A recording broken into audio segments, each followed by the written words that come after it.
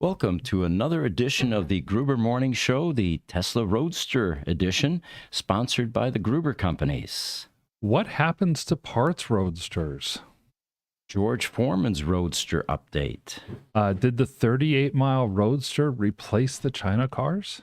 And how is Gruber Motor Company utilizing artificial intelligence to help service Tesla Roadsters? I'm Pete Gruber. And I'm Mark Schaffner. These and other stories on the Gruber Morning Show.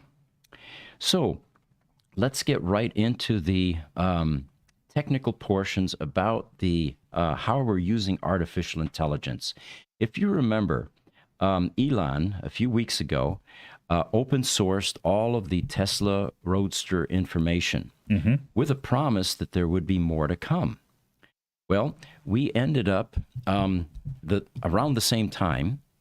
OpenAI announced that you can now create personalized GPTs, generative, pre-trained, help me here. Natural language model is what I'm going to call it because I don't remember what it stands for. Pre-trained transformer. That's it. Transformer. Okay, right. okay.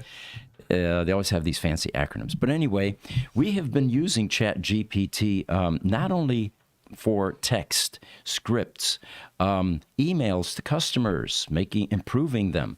But they added an image generating capability about 2 months ago or so, and that's what you're seeing behind us here. The prompt for this image was, create a Tesla Roadster inside an electronics lab with a Gruber Motor Company headline at the top. This is kind of cut off, so just trust me on this. Above Mark's head is a large Gruber Motor Company sign. And this is the type of quality that it generates. Now, the first thing that comes to mind here is, are graphic artists obsolete? The resounding answer is yes. Yeah. We find no need to outsource any graphic arts anymore because we can just simply go to ChatGPT or Midjourney and generate all the images we want. Now, this particular one, however, was a bit more exciting because once we took all of Elon's open source information and some of our own knowledge base, all the things we've collected, symptom versus a solution, and we began to feed that into this custom Tesla Roadster GPT version, it now is able to spit out recommended solutions for various problems. You can type in a description. You can type in the error code. We had a customer that sent us a screenshot that said, what is error code 1416? How do I resolve this? What does it mean? We simply typed that into our version of the Roadster GPT, and it came out with a wonderful discussion about what that problem was. And I don't have it here, otherwise I pop it up on the screen. But so we are now embarking on converting our knowledge base, along with the stuff that Tesla has supplied, into a GPT version. And within seconds, you will have information about what to do about that particular problem or error. Well, and I just can't hardly get over this. We took, in the course of about 15 or 20 minutes, and fed, I think it's 2 PDF documents into ChatGPT to help train it. One document was 882 pages, and the other document was almost 400 pages. Now it took, like I said, it only took about 10 or 15 minutes to feed the whole thing in. Now you type in error 1416, for example, and it tells you what the error is, what a detailed description, how to test for the error, what kind of steps you can take to fix the error, possible effects of the error, and it's all just automatically generated from ChatGPT as it goes back and references all the data from these documents. In the course, that's what's impressive to me, is in the course of about 10 or 15 minutes, it synthesized and put into a database about 1,200 pages worth of information. I'm an old school IT guy. It did in 10 minutes would have taken an IT person months to program. Or a legion of people doing data entry. Yes. Yeah. By the way, the image is in there, Jesse. If you go to an image called GPT, I'll show you Roadster GPT, actually. Not only did it give us a description, but it then also provided 4 reference sources, additional places you can go to get more information. And it'll come up here in a second. By the way, those of you that are on Instagram that have been watching the Tesla Roadster podcast, you are now able to see our green screen and the images that we pop up because Instagram finally made this a streaming capable software package. We're so grateful for that. And welcome to the 2020s Instagram. Right. And here you can see the what it spit out, the results of this error code 1416 and the description. And now that we're merging it with our own knowledge base, this is going to become even more powerful and more comprehensive. And as always, if you're having unusual problems with your Roadster, we do a lot of things free here, and this is truly, again, free. Log file analysis. What a log file analysis does for us and for you is it gives us a glimpse into what's going on under the hood in your Roadster. It gives us timelines. It gives us detailed information about how long this has been going on, what the trend was. And of course, from that, we also get error codes that may not be visible on the VDS screen, which then allows us oftentimes to pinpoint exactly what's going on. The easiest example of that is you've got a brick Roadster or you've got a resistive cell going bad.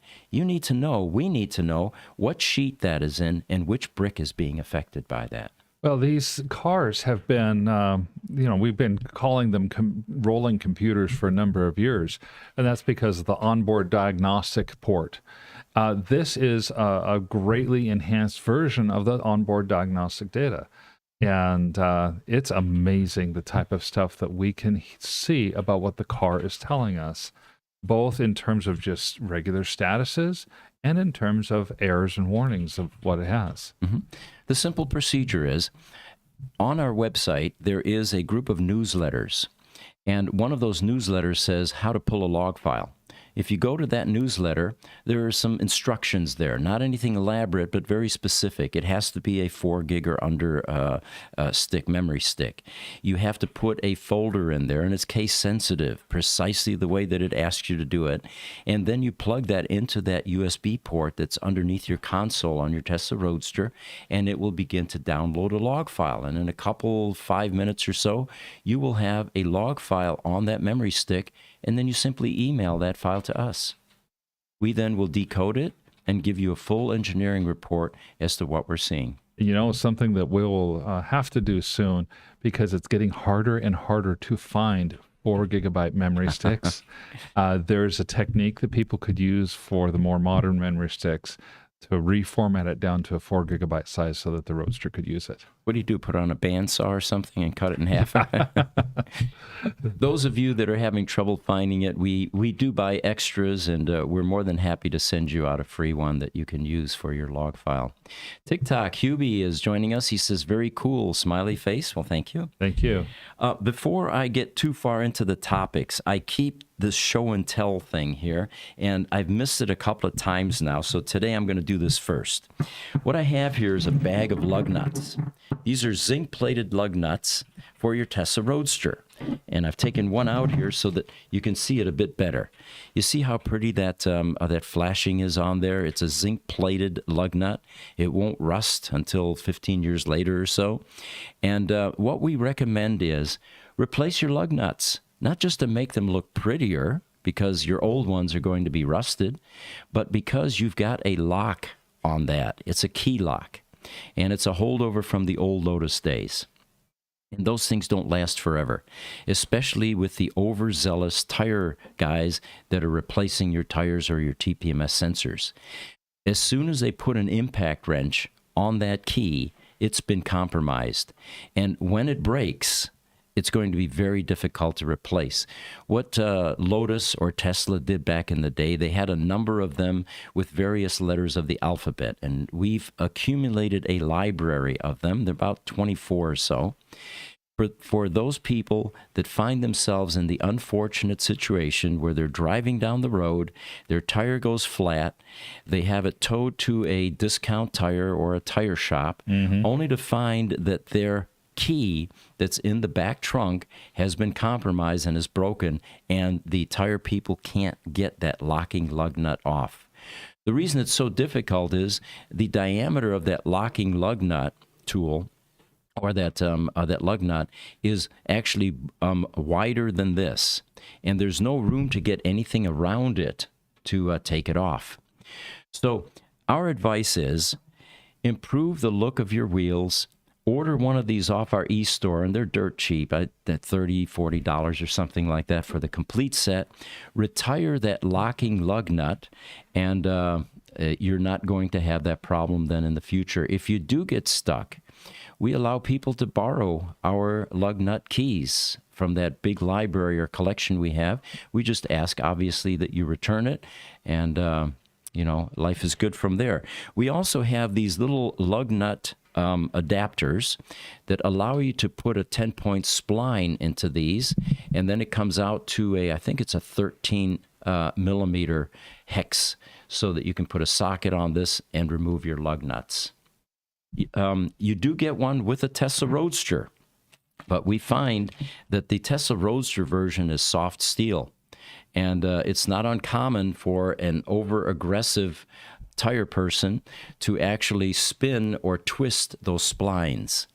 So we recommend this hardened version, which is going to last a lot longer than the original Roadster issue tool for your lug nuts. On TikTok, SS has a good question for us. First, good morning and welcome. It says, how many people in the world have a Roadster? Well, if you go to our website, there's a button to the right, upper right, that's called Census.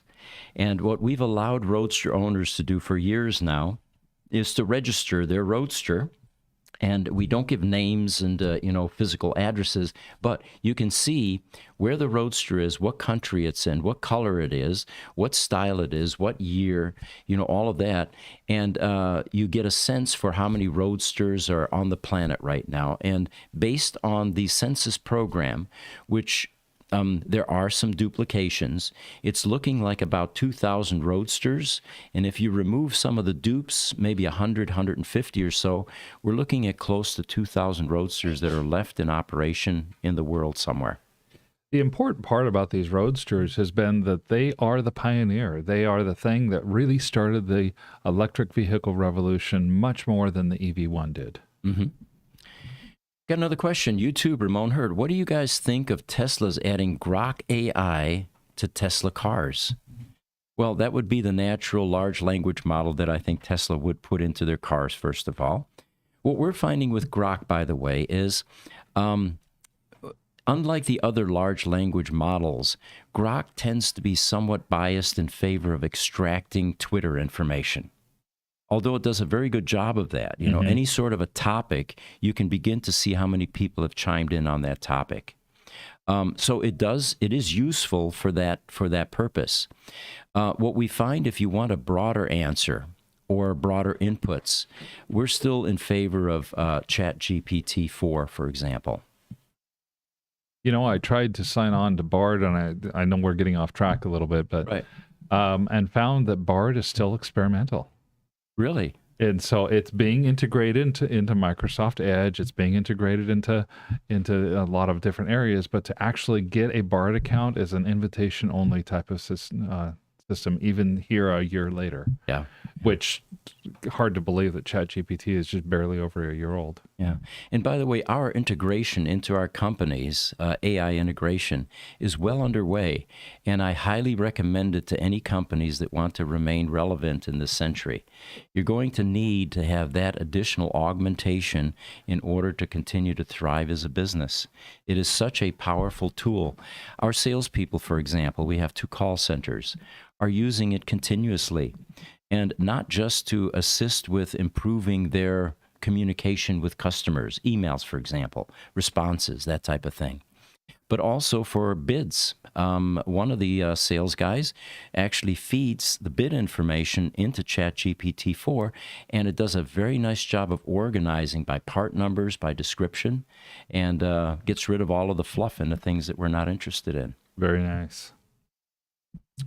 All right, we've got another image to pop up here, guys, and this one is VIN number 1191.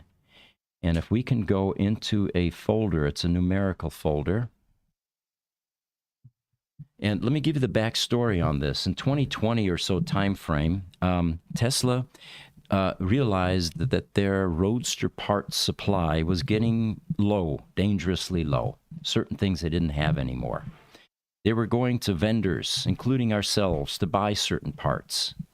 And we had a fairly decent inventory, but they cleaned us out within about 9 months to a year or so. Yeah. And what we were doing at the time was buying collision damage cars and then parting them out. The types that, it wasn't feasible to put them back on the road, basically. But there was a finite supply of those, especially as Roadsters became popular and people thought might go collectible, and they began to buy up these cars, and we had a lot of competition after a while. Well, what Tesla began doing was buying up cars, not from auctions or collision damage cars, but from their customers. They would typically ask a Roadster customer, are you willing to upgrade to, at that time, a Model 3? Mm-hmm. And, quite a few of them pulled the trigger on that. And here's a customer that's in California that in 2020, fall of 2020, sold his 2011 Roadster to Tesla. And he took the money that he got for the car and he pre-ordered the new Roadster. And he also had a pre-order on a 3.0 pack, which of course at that point was no longer necessary. We then saw his Roadster at one of the service centers. It was VIN 1191, Mm-hmm.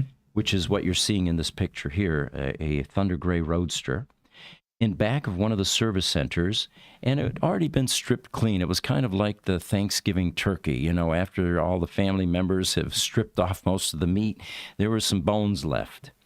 And we were talking to him, and we said, how did you feel about letting go of your Roadster? And he said, well, I didn't realize they were going to part it out.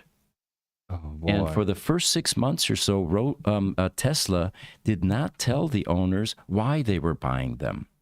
We knew we were under NDA, and we certainly couldn't tell these customers, you might want to be careful because your car is not going to be intact, Right. by the time they're done. So this is one of those Thunder Gray Roadsters that had been sitting since 2020, October of 2020, and parts have been removed from it and sold to Roadster owners, which of course is quite a benefit if you think about it, because it cost Tesla millions of dollars to buy back as many Roadsters as they did, and they did this for the community. There's a gigantic myth, and I have to reiterate this often. There is no legal requirement for a car manufacturer to provide parts for any period of time. This 8-year myth and 10-year myth and all that, it just doesn't exist. Tesla could easily have said, the Tesla Roadster is no longer in production. A lot of the vendors that we had are gone out of business. They were B-grade vendors. They weren't large companies like Borg Warner or, And so we're not supporting the Tesla Roadster anymore. And if you'd like to continue to drive a Tesla, we have many upgrade paths available for you. Tesla didn't do that. They continued to support the Roadster. So as troubling as these kinds of images may be to the Roadster faithful, seeing a car, and by the way, there are other images, guys, here. If you can just scan through that a little bit, you can see to the extent to which this car was stripped clean. All the electronics are gone. The ESS pack and PEM is gone. What they left was the crash structure on the front, but even the fans and the heater and the HVAC portions, the suspension components, the control arms, all of it is gone. They left the quarter panels, which of course are glued to the frame or to the body, and that's what you see there, just with the door sills on back. And there's nothing left in here other than this frame that you're seeing. All of the parts that you see that have been removed were put into inventory. Many of them ended up being bought by Tesla Roadster owners, grateful that they were able to get parts again. Yeah, and it's hard to see, but at the same time, on one hand, you almost compare it to an organ donor. You're like, well, your car just went to save the lives of 6 other cars. Mm-hmm. Or you look at from the thief view, that that $1,900 Civic becomes $12,000 worth of Honda Civic parts type of thing from years past. This $40,000 Roadster probably became $80,000 or more worth of Roadster parts. And that's okay, because ultimately it was a sign that Tesla was supporting the community. And Tesla had come to realize that this is, although this customer base is small, there's still an important customer base, and not somebody or not a group of people that we want to abandon. So about a year and a half or so ago, we got wind of the fact that some of the Tesla service centers now that had these carcasses behind their facilities were going to start scrapping these chassis, because this is an aluminum chassis. It does have some scrap value.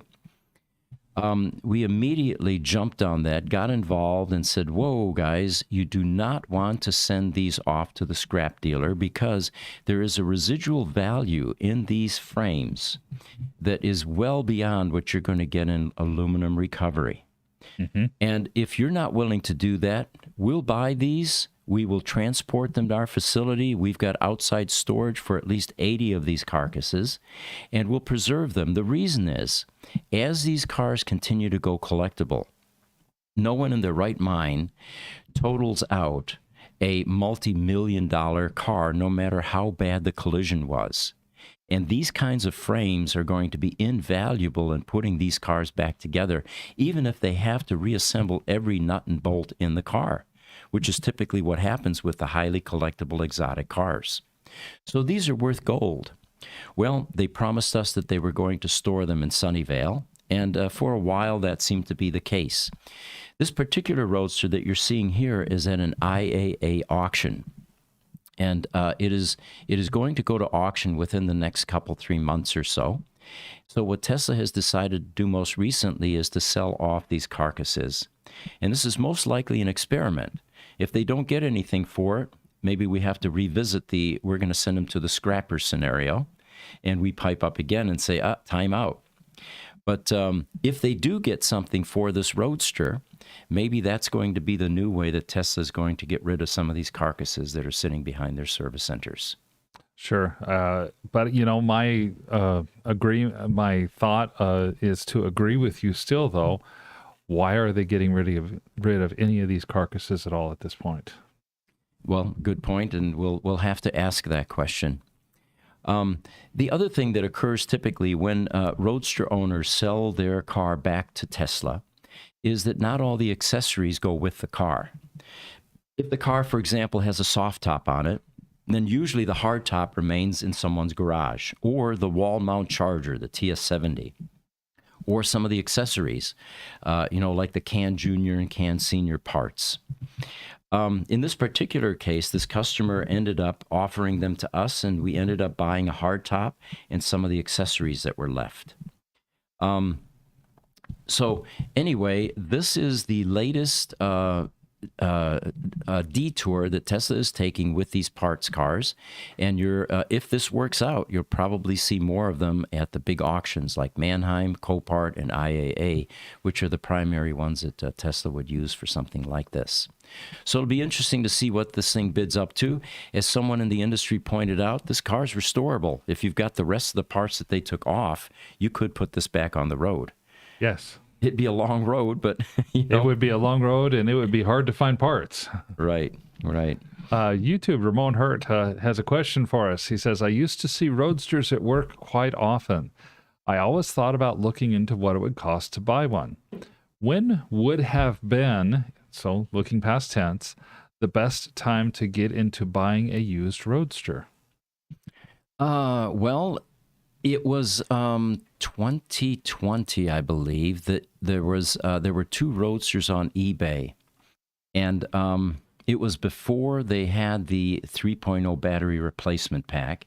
People back then were expecting the cars to only last 10 years, and they thought there was no option to keep it on the road, so they were selling very low.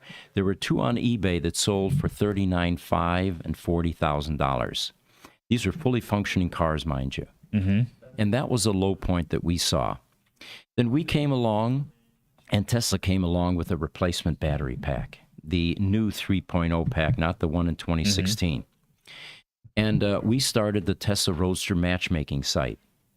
And I think that we were instrumental in increasing the value of Roadsters during the start of the matchmaking site, because invariably people that asked, what's my Roadster worth, would get the same bit of advice from me.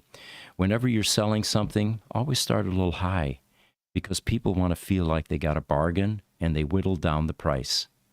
And from that point, the cars began to go up.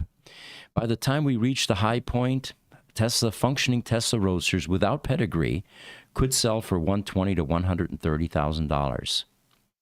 And then in the meantime, COVID happened, the craziness in Europe, the proximity to World War III, and inflation. And today, we did a session on this actually in the last Roadster podcast. A functioning Roadster could sell as low as $70,000 and $80,000. In fact, we'll talk about that here in a moment. There's one on Bring a Trailer right now, and it's VIN number either 101 or 110. I thought it was 101, but anyway, on Bring a Trailer, there is a Twilight Blue 2008, 43,000-mile Tesla Roadster. And it's currently up to $69,420. It has 1 day to go, so it will finish tomorrow. This car is also on our Roadster matchmaking site. It's from Louisiana, and the customer is asking on our matchmaking site $110,000. Now remember, the asking prices on these Roadsters is first pass. We're matchmakers. We're kind of like the Tinder in the Roadster world. Yes, yes. To use a popular term. We unite buyers with sellers, and then you guys do the financial transaction, and we're not involved in that in any way. And typically, Roadsters do sell for a bit of a discount from the asking price. So in this particular case, it'll be interesting to see what this 43,000-mile Roadster will sell for. It looks like it's immaculate, the pictures that we received. It has one minor blemish on one of the running boards, I think, which are easily replaceable with carbon fiber. They're on our website if you're interested. And so it will be interesting to see what this car sells for. The CAC, the calculated amp hour capacity, and I don't have that in front of me here, but I think it was just under 140. So that's something to keep an eye on as well. YouTube, Ramon Hurt says, I used to see Roadsters at work quite often. I always thought about looking into what it would cost to buy one. We already did that one. We did that one. Okay. We did that one. Curious. That's right. Ramon works for Tesla. And Yes. yeah, he would have seen those. Going back to that one, if I remember right, in that 2016 to 2017 timeframe was about the low point that we saw with Roadsters. Now I realize we were more scanning the auction sites to see what was there, but I remember we could buy a salvage Roadster for $10,000. The one that troubles me the most is I could have bought VIN number 6. Now remember, I have VIN number 5. Yeah, Consecutive VINs, and not only that, but it was Robin Williams' wife's car, Marsha Williams. yes, And it said that right on the plaque. And I think that's why people didn't realize that this was a pedigreed, celebrity-owned car. And the car got up to $18,000 at auction in Shirley, Massachusetts. I never again want to buy a car from Shirley, Massachusetts, because a Tesla Model S that we bought there took us 3 months to get out of there because of a local ordinance that you can't bring diesel trucks into the auction. Oh man. And it required decking and 2 vehicles and 1 vehicle meeting another one in a parking lot at a mall, and the coordination of that proved very difficult.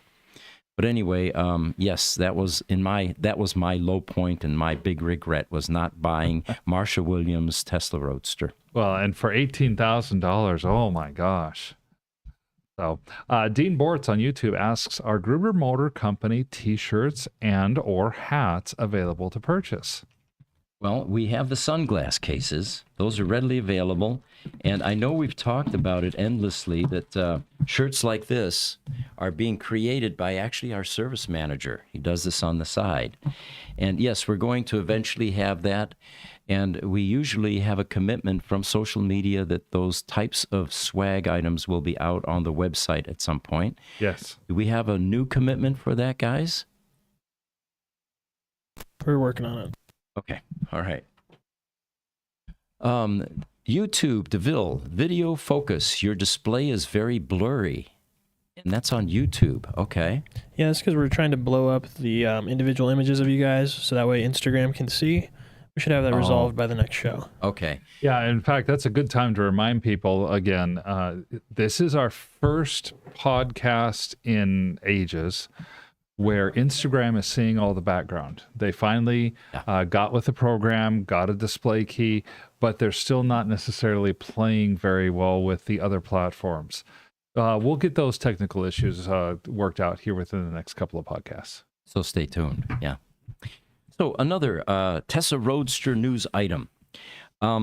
We have the world's lowest mileage Tesla Roadster in the shop currently. It's VIN number 502 and 592. See, I should know this. But anyway, it is a Arctic White 38-mile Roadster. And we thought that we would never again find anything like the 3 Chinese barn find Roadsters. Right. That was an unprecedented event. They had been sitting there for 13 years, unmolested, untouched, out of sight, out of mind, and suddenly they did a barn find by opening some sea containers and saying, what the heck are these 3 cars? Turns out they were 2010 Tesla Roadsters, brand new, never titled, and purchased for a reverse engineering project for one of the emerging, at that time, EV manufacturers. So fast forward now, we now have a 2010, and it's VIN 592, by the way, 38-mile Roadster. These Chinese Roadsters were in excess of 100 miles, 104, 109, and like 123 or something like that. And the reason was, back in the day, Tesla was doing only 30 miles of test driving on Roadsters before turning them over to owners. They found that because they had some elevated QC problems, they changed that to a 100-mile test drive. And that's why the Chinese Roadsters were just over 100 miles each. Mm-hmm. This particular Roadster came in under the radar. It was also 2010, but it was one of those 30-mile test drive cars, so that's why it has 38 miles. And the story that we get as to how the 8 miles got on there was the owner lived close to a service center, and for the first annual preventive maintenance, drove it to the service center. And then from there it sat. It got bricked. This is a bricked Roadster, by the way, which means that the battery is toast, especially after 13 years, or 12 years in this case. But if anybody wants a brand new Roadster, this will be your car. And the reason I say that is the Chinese Roadsters, although being sealed in sea containers, did end up with some damage to the PPF. It was cracked, blistering, it was yellowed, and one can only imagine inside a sea container sitting outside the temperature variations throughout the day and night. Right. The sun beating down on the steel sides, increasing the temperature inside, and then the cold nights. The other thing that compromised these Roadsters a bit was rodents. Mm-hmm. It turns out rodents made some nests in these cars, and they loved eating the insulation on wires, the soy-based, and sharpening their teeth on other items, and creating or harvesting nesting materials. So this particular white Roadster, however, and the pictures will attest to that. Those of you that want to see a Roadster, just like it was from the factory, brand new, go to our Roadster matchmaking site on our website and look up the second Roadster down, and you'll see a number of images, 100 of them or so, showing the interior detail, not just the cabin, but we took off the skid plates and we revealed what the suspension components even look like and the plumbing underneath the car. It is absolutely immaculate. So this car is currently up for bid. For those of you interested, you can email a bid to evie@gruber.com. I think there are 3 bids currently already. And you can bid on this car. One recent interested party asked, can this car ever be put back on the road? Well, absolutely. The only thing wrong with this that we're able to ascertain, without, of course, putting a new battery pack in it, is the battery pack needs replacing, the big ESS main battery pack. We did fire it up. We fired up to 12 volts. We corroborated the 38 miles. We pulled log files, so we've got all the engineering data. And this Tesla could be put back on the road. Again, the question is that something really you want to do with a 38-mile Roadster, which will probably not go cheap because of its unique heritage, provenance, and low mileage? Yeah, I mean, we've seen some spectacularly new and clean cars in our time. I remember seeing a Roadster. This was probably about 2020. It had 300 miles on it. It was garage kept, and it was great. It was amazing to look at. It was a radiant red. Mm-hmm. This one was better. It is. It is new. It is, and it's even above the Chinese Roadsters new, because it was kept temperature controlled in a garage over the course of 12 years, where the Chinese Roadsters had all the temperature fluctuations and as a result had the PPF damage and stuff like that. Getting in this car, by the way, is somewhat eerie. The leather seats are plush. There's a new car odor in this car. Everything is pristine and new. And it's the closest thing to actually taking delivery from Tesla back in the day of a brand new Tesla Roadster. Yeah. Someone quipped and said, well, now, this is the lowest mileage Roadster on Earth.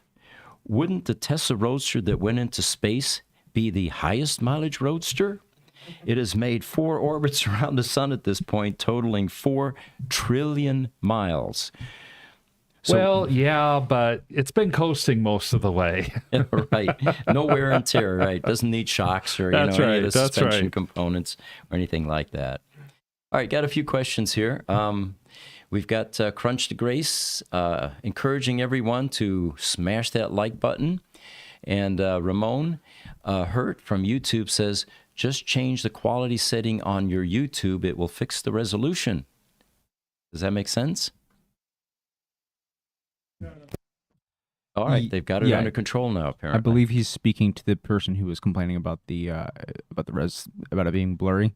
Mm-hmm. He's making the suggestion to that person. Right. Wonderful, thanks.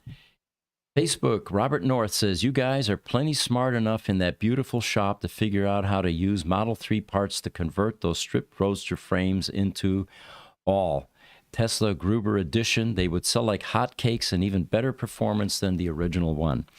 You know, we get asked that a lot. Why don't we just put a Tesla motor, a Tesla Model S motor into the Roadster, or the Model 3 motor like you're mentioning? We're on the early stage of exploring something just like that, because the Tesla Roadster is aging. The electronics are aging. Mm-hmm. There is going to need to be a second act.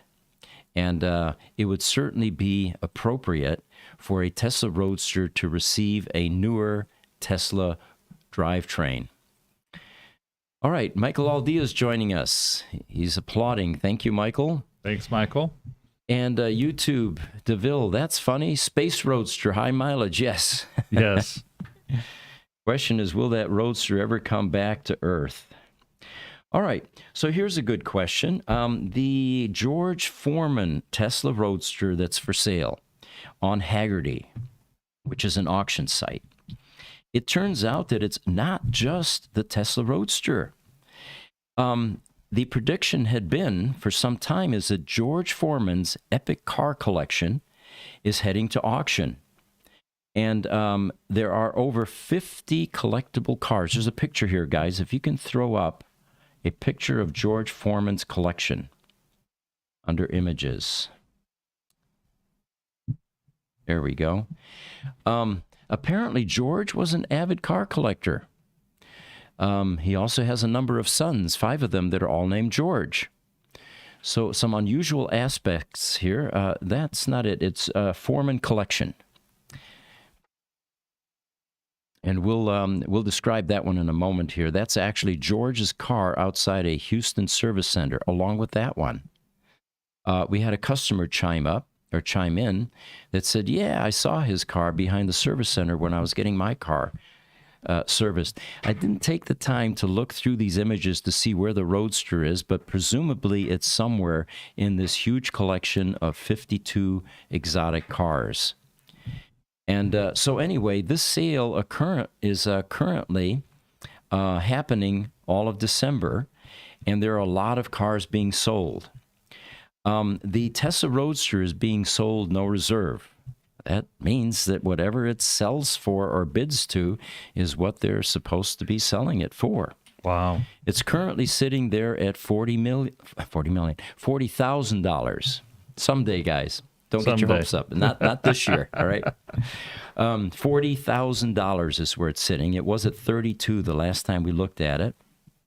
And they also are taking some issue with the mileage on this car. It was originally touted as a 447-mile car, but then because of a Carfax post and an annual service appointment, which had a different mileage on it, the car is being sold at this point as unknown, mileage unknown. So they're being honest about this. The question that came up also was, George Foreman, of course, is famous for his grill, right? The George Foreman grill. Mm-hmm. And the question was, how much money did he make off that grill? Well, here's some information. About $138 million. Wow. The mystery shrouding the grill's earnings is part of Foreman's charm. He received a $1 million profit check in 1997, and the following year, they sold $200 million worth of the grills, with Foreman pocketing around 40% of the profits. In total, he hauled in about $138 million from just the grill deal alone. Well, that could buy a lot of exotic cars. That could definitely buy a lot of exotic cars. You know, he was heavyweight champion of the world for a while, so he was getting a lot of money for boxing, although not those kind of dollars or even close. Right. He did take delivery of this Tesla Roadster in 2009, and it's been not running since 2017. So for any of you that have hopes of buying this car and recovering the battery pack, 6 years is an impossibly long time to do anything with recovery. Now, we also have a customer that, and those are the images you saw earlier. He said, regarding the George Foreman car, he said, I saw George Foreman's Roadster as being the topic in the Roadster podcast. My Ranger, Nick Montero, in the first few years I owned my Roadster, sent me a few pics of my car with George's at the Houston Service Center. So the sterling silver behind the twilight blue is George Foreman's Roadster in those pictures that you saw earlier.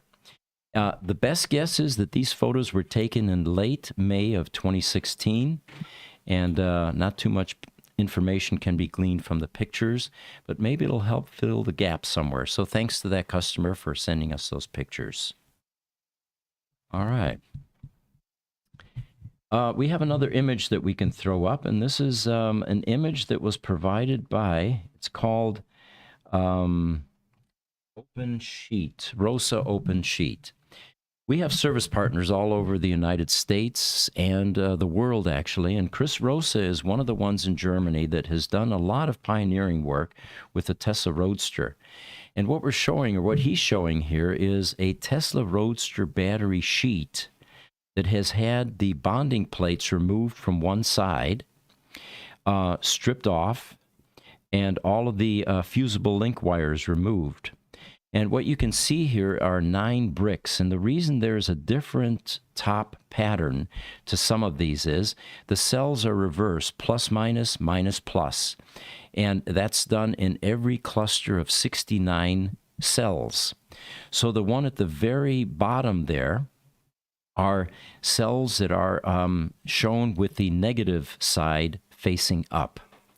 And the reason they did this was the bonding plates are taking these 9 bricks, or a collection of 69 cells each. By the way, there's 621 cells in one of these sheets, and connecting them in series to come up with a total voltage of 36 volts on the sheet output. Each of the bricks is around 4 volts DC, so that times 9, of course, comes out to 36 volts. So there you have it, and what you're looking at toward the bottom there, that blue material, that is the reason that you can't just simply change a cell in a Tesla Roadster sheet like you can in your flashlight, where you screw off the end, open it up, and drop a couple of cells out. The blue material is a thermal potting compound that touches both the cells and the cooling jacket that you see off to the right there. There's a little bit of that blue jacket. That actually is a flat ribbon that runs through every single cell structure there, in between those, touching every single cell to cool the cell. And then those 2 nipples there end up going to a cooling system that is both air-cooled and AC-cooled when the battery gets too hot through a heat exchanger. So thank you, Chris Rosa, for providing that picture. And on that picture, TikTok, James Lawson has just commented too. There's like 480 or so of those 18650s there. The actual count is 621 on that sheet, and 6,831 in a Roadster battery pack between 11 sheets. But close. Looks like we have Ghana chiming in. Facebook, Mandel Gyama T says, nice teachings. I am hoping to be trained and be your serviceman here in Africa, Ghana. Well, thank you for joining us. Nice of you. All right, we got another picture to throw up here, and this is from a Roadster owner. It's called Moth. This isn't the only thing that ends up coming loose in a Tesla Roadster headlight. There, you see that thing down in the bottom? I first thought it was a mouse. It turns out that is a moth. You might ask yourself, how does a moth get into a hermetically sealed headlight? Well, they're not hermetically sealed for long. Behind the top portion there are 3 cup-like covers that allow you to change your incandescent bulbs. And as those age, they're rubber, they stretch, they become loose, and it eventually opens up, and then critters can get in there. We've seen spiders, we've seen beetles. This is the largest critter that we've seen inside one of these headlights. And the other thing that happens is, since these were originally incandescent bulbs, there's a parking lamp there. Can't quite see it, but it's off to the left, upper left there. And that incandescent bulb over the years heats up that lens enough to where the mounting tabs become loose and melt. And then that little cap eventually falls off and rolls around inside your headlight. So part of our headlight recovery process is that we actually open these up. We take out the debris or whatever critters have gotten in there. We polish the inside if necessary, and then replace all of these bulbs, the incandescent or even the HID bulbs, with the newer LED bulbs, which run a whole lot cooler. They do require a load resistor, and the reason for that is the incandescent bulb draws a certain amount of current, much more than an LED. The switch pack in your car actually has a provision where it senses a burned out headlight or bulb. And it does that by measuring current. So when you reduce the current sufficiently by putting in LEDs, your switch pack suddenly decides, well, it looks like we burned out another headlight, so I'm going to report that as an error. How much does that load resistor end up adding in terms of electricity draw? Well, when we put an LED with a load resistor, it matches the current of the incandescent bulb. Okay. What we found now, though, is, and we're developing a translation table, that we can actually change the bias resistors in the switch pack to accommodate the changes in bulbs and the headlights, So instead of drawing extra current by feeding both a load resistor and a LED headlight, we now are able to have it draw just the current from the LED headlight, which improves the performance of the car because it draws less current and preserves the battery a bit more. Definitely a little bit more of an elegant solution that way. Yeah. So in this particular case, what we did was we sent instructions on how to remove a headlight and then suggested to the customer the first step might be to take those caps off the end, remove the incandescent bulbs, and then see if you can shake the moth out and have it actually go back through that hole that it entered in. It could be a bit of a challenge because in that picture you saw, the moth, the wings were spread. So it may be a bit more difficult to get it to get through the hole. And I think the moth probably is no longer alive where you could talk to it and say, can you retract your wings, please, so that we can get you out? That's exactly what I was thinking. The lifespan of the moth with the steps that you've listed, I'm thinking that moth is probably going to be dead before he has a chance to get all that done. All right, guys, we've got a few more comments here. TikTok, James Lawson, nice. Okay, YouTube. you. Oh, Michael. He says, when they would dispense the blue thermal potting compound, it would plug the tip of the applicator. Every so often, explode, and the line workers would look like members of the Blue Man Really group. Good thing they were wearing their PPE protective equipment.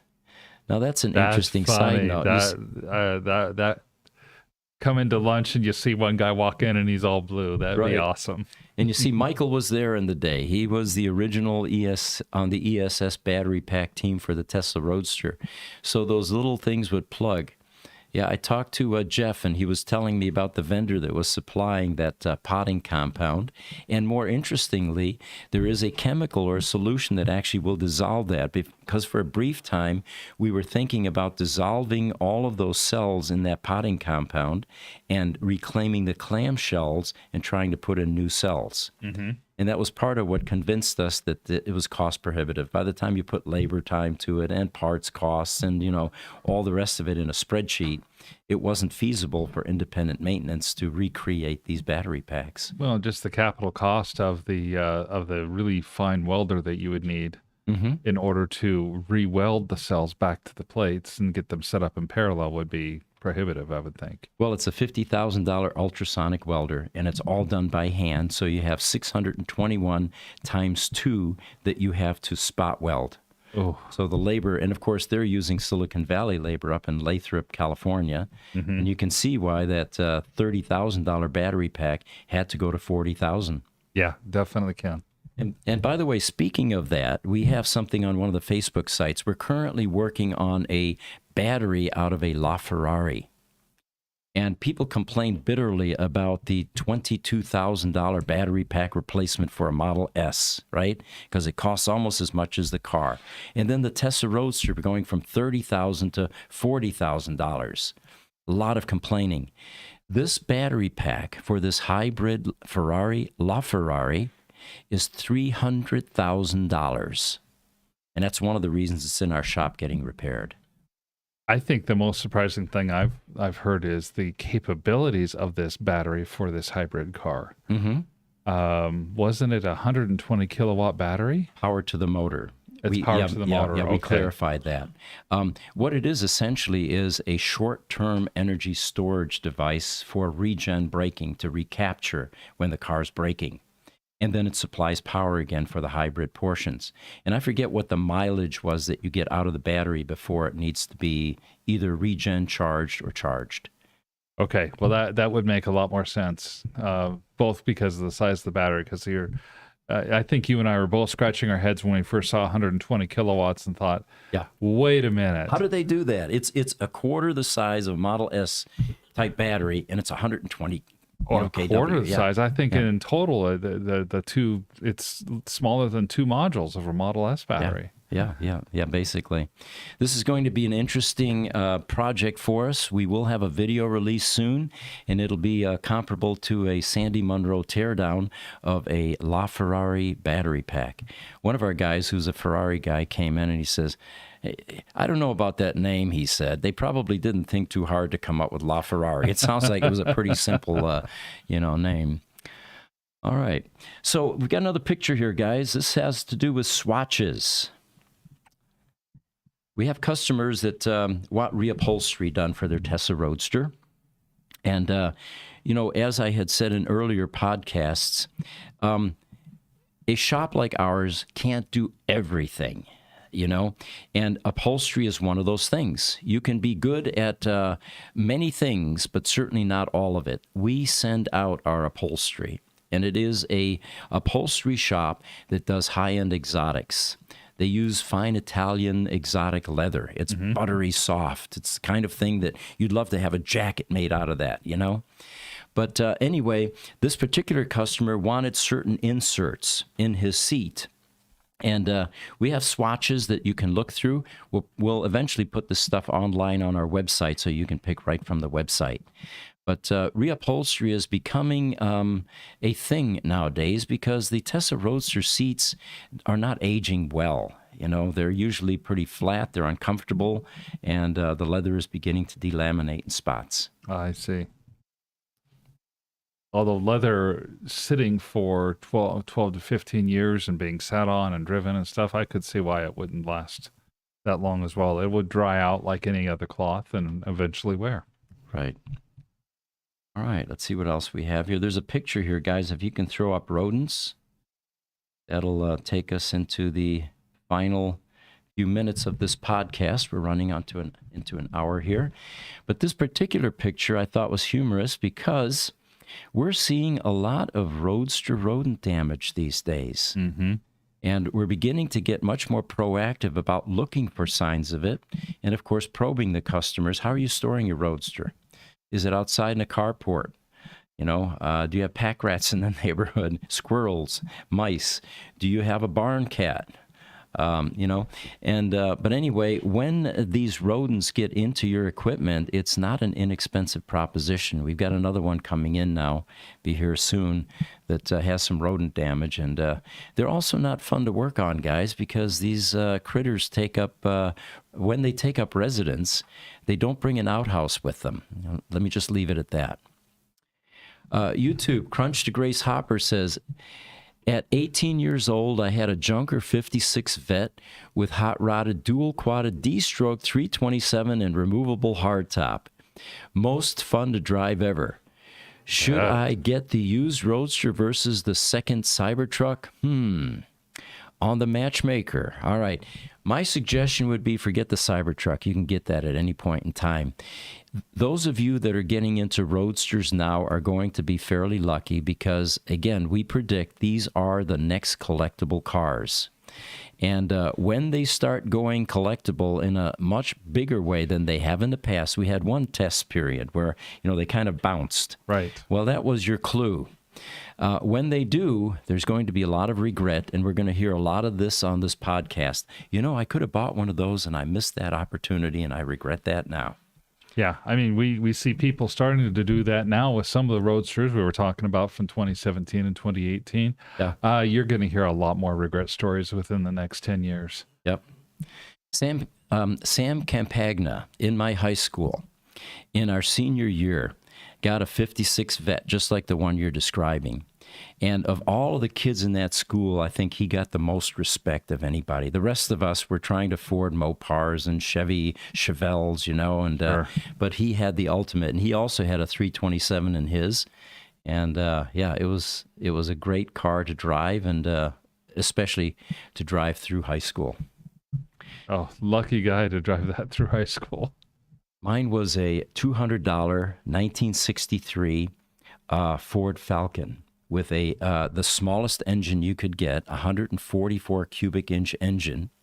And it had so many miles on it, it sounded like a sewing machine going down the road because all of the lifters were destroyed. No more hydraulic lift whatsoever. So it was clanging and clacking, but hey, it was my first car. What can you say? All right, I think we're going on an hour. Do we have anything else, guys? I think we're good. We really want to thank everybody, especially our Instagram crowd. We're finally dialing it in correctly, and next time you should probably see the full image rather than just having to switch in and out.